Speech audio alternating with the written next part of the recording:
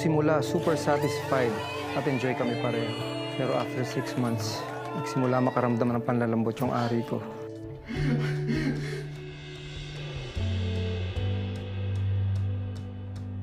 Hi, Doc. How are you? I'm good. How are you? Good. My wife, Gina.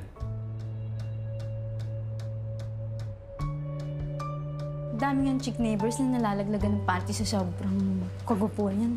Most of my female clients really love this one. I think may kulang nga. Sex life mo.